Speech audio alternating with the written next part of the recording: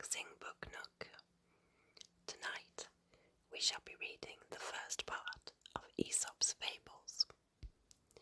But before we start, make sure you subscribe so you can have relaxing bedtime stories every night. Now, sit back and relax or snuggle down for a good night's sleep, and let's enjoy a bedtime story together. The Fox and the Grapes. A hungry fox saw some fine bunches of grapes hanging from a vine that was trained along a high trellis, and he did his best to reach them by jumping as high as he could into the air. But it was all in vain, for they were just out of reach. So he gave up trying and walked away with an air of dignity and unconcern, remarking, "I thought those grapes were ripe, but I see now they are quite sour." The Goose that laid the golden eggs. A man and his wife had the good fortune to possess a goose which laid a golden egg every day.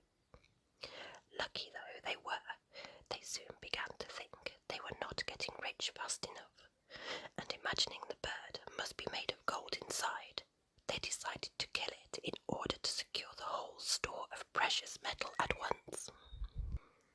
But when they cut it open, they found it was just like any other goose. Thus they neither got rich all at once, as they had hoped, nor enjoyed any longer the daily addition to their wealth. Much once more, and loses all.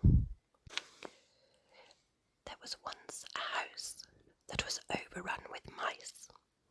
A cat heard of this and said to herself, "That's the place for me," and off she went and took up her quarters in the house and caught the mice one by one and ate them. At last the mice could stand it no longer, and they determined to take to their holes and stay there. "That's awkward," said the cat to herself. "The only thing to do is to coax them out by a trick." So she considered a while, and then climbed up the wall and let herself hang down by her hind legs from a peg, and pretended to be dead. By and by a mouse peeped out and saw the cat hanging there. "Aha!" it cried. "You're very clever, madam, no doubt, but you may turn yourself into a bag of meal hanging there if you like, yet you won't catch us coming anywhere near you. If you are wise, you won't be deceived by the innocent airs of those whom you have once found to be dangerous." The Mischievous Dog. There was once a dog who used to snap at people and bite them without any provocation, and who was a great nuisance to everyone who came to his master's house. So his master fastened a bell round his neck to warn people of his presence. The dog was very proud of the bell and strutted about, tinkling it with immense satisfaction. But an old dog came up to him and said, "The fewer airs you give yourself, the better, my friend. You don't think, do you, that your bell was given you as a reward of merit? On the contrary, it is a badge of disgrace. Notoriety is often mistaken for fame." The Charcoal Burner and the Fuller. There was once a charcoal burner who lived and worked by himself. A fuller, however, happened to come and settle in the same neighbourhood, and the charcoal burner, having made his acquaintance and finding he was an agreeable sort of fellow, asked him if he could come and share his house. "We shall get to know one another better that way," he said, "and beside, our household expenses will be diminished." The fuller thanked him, but replied, "I couldn't think of it, sir. Why? Everything I take such pains to whiten would be blackened in no time by your charcoal." The Mice in Council. Once a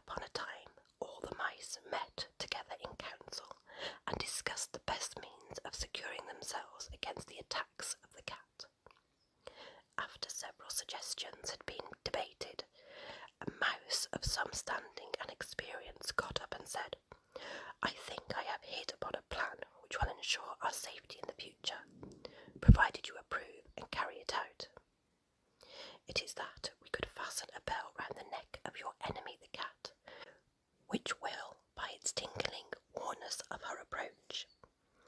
This proposal was warmly applauded, and it had been already decided to adopt it, when an old mouse got upon his feet and said, "I agree with you all that the plan before us is an admirable one, but may I ask, who is going to bell the cat?" The Bat and the Weasels. A bat fell to the ground and was caught by a weasel, and was just going to be killed and eaten when it begged to be let go. The weasel said he couldn't do that because he was an enemy of all birds on principle. "Oh, but," said the bat, "I'm not a bird at all. I'm a mouse." "So you are," said the weasel. "Now I come to look at you."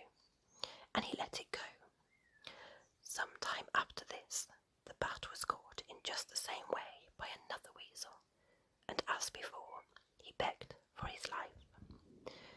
"No," said the weasel, "I never let a mouse go by any chance." "But I'm not a mouse," said the bat. "I'm a bird." "Why, so you are," said the weasel, and he too let the bat go. Look and see which way the wind blows before you commit yourself. The Dog and the Sow. A dog and a sow were arguing, and each claimed that its own young ones were finer than those of any other animal. "Well," said the sow at last, "mine can see, at any rate, when they come into the world, but yours are born blind." The Fox and the Crow. A crow was sitting on a branch of a tree with a piece of cheese in its beak, when a fox observed her and set his wits to work to discover some way of getting the cheese. Coming and standing under the tree, he looked up and said, "What a noble bird I see above me! Her beauty is without equal, the hue of her plumage exquisite.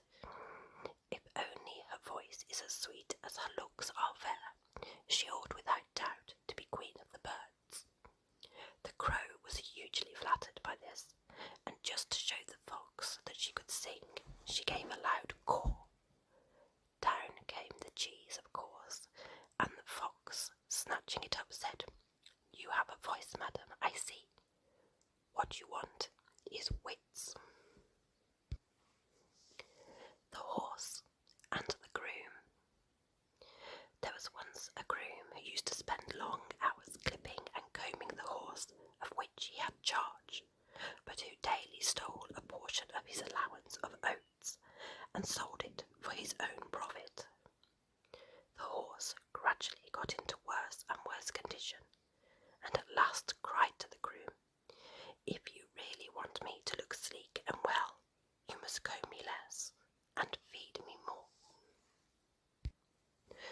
The Wolf and the Lamb. A wolf came upon a lamb straying from the flock, and felt some compunction about taking the life of so helpless a creature without some plausible excuse. So he cast about for a grievance and said at last, "Last year, sirrah, you grossly insulted me." "That is impossible, sir," pleaded the lamb, "for I wasn't born then." "Well," retorted the wolf, "you feed in my pastures." "That cannot be," replied the lamb, "for I have never yet tasted grass." "You drink from my spring, then," continued the wolf. "Indeed, sir," said the poor lamb, "I have never yet drunk anything but my mother's milk." "Well, anyhow," said the wolf, "I'm not going without my dinner," and he sprang upon the lamb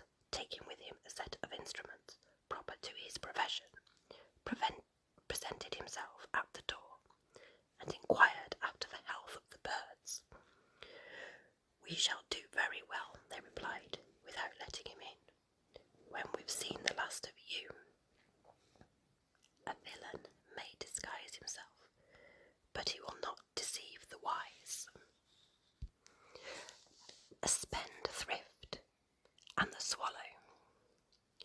A spendthrift who had wasted his fortune, had nothing left but the clothes in which he stood, saw a swallow one fine day in early spring. Thinking that summer had come, and that he could now do without his coat, he went and sold it for what he could fetch. A change, however, took place in the weather, and there came a sharp frost, which killed the unfortunate swallow. When the spendthrift saw its dead body, he cried, "Miserable bird, thanks to you, I am perishing of cold myself." One swallow does not make a summer.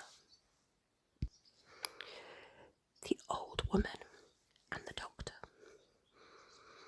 An old woman became almost totally blind from a disease of the eyes, and after consulting a doctor, made an agreement with him in the presence of witnesses that she should pay him a high fee if he cured her, while if he failed, he was to receive nothing.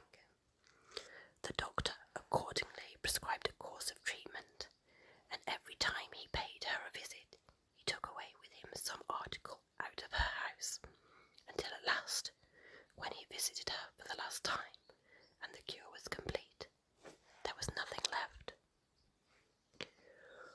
When the old woman saw that the house was empty, she refused to pay him his fee, and after repeated refusals on her part, he sued her before the magistrates for payment of her debt. On being brought into court, she was ready for her defence.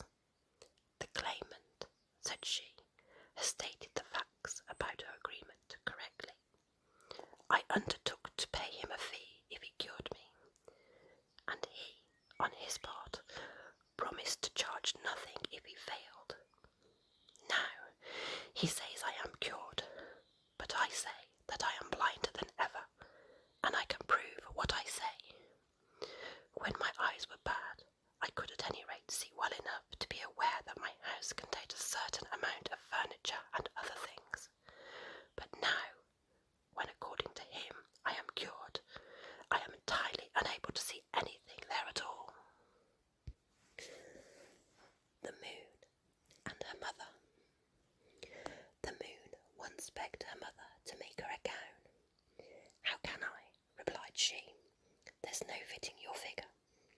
At one time you're a new moon, and at another you're a full moon, and between whiles you're never one nor the other." Mercury and the Woodman. A woodman was felling a tree on the bank of a river when his axe, glancing off the trunk, flew out of his hands and fell into the water.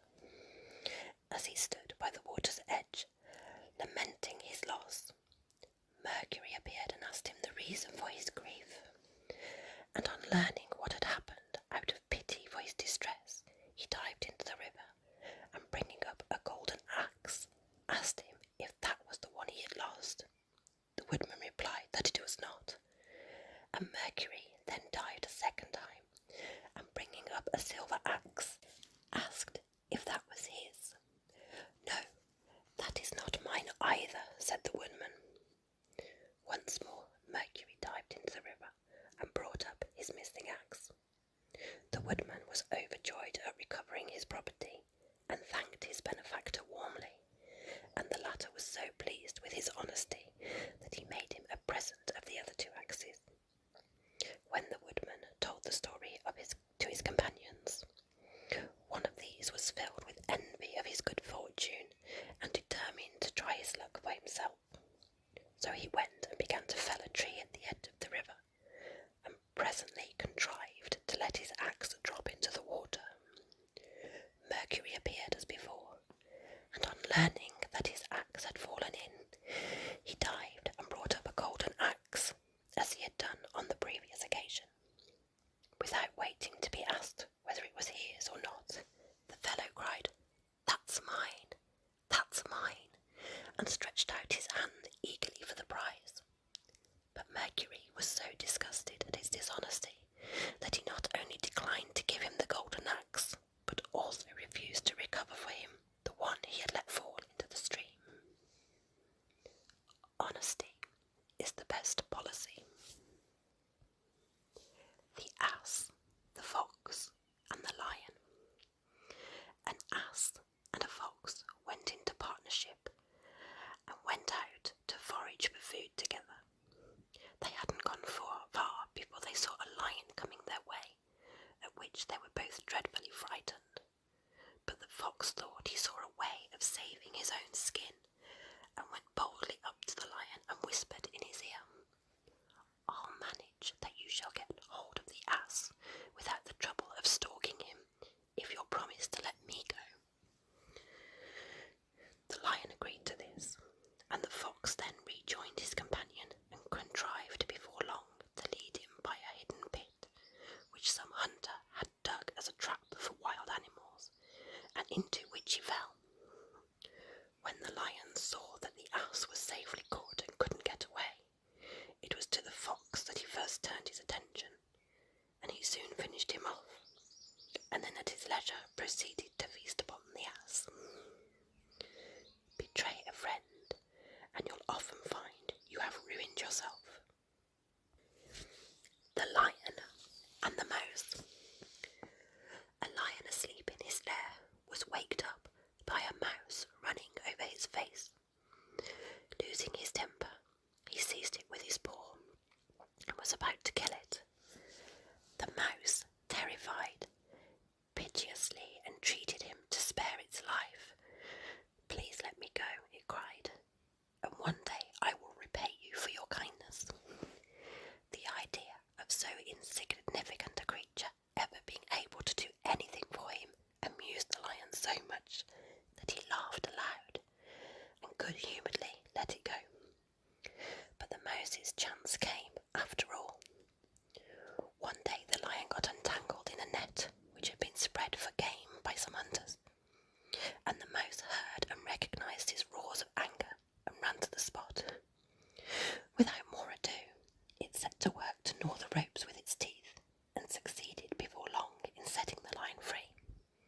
"There," said the mouse, "you laughed at me when I promised I would repay you, but now you see, even a mouse can help a lion." The Crow and the Pitcher.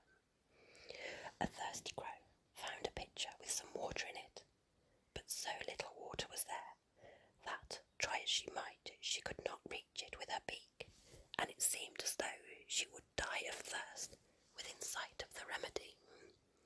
At last she hit upon a clever plan. She began dropping pebbles into the pitcher, and with each pebble the water rose a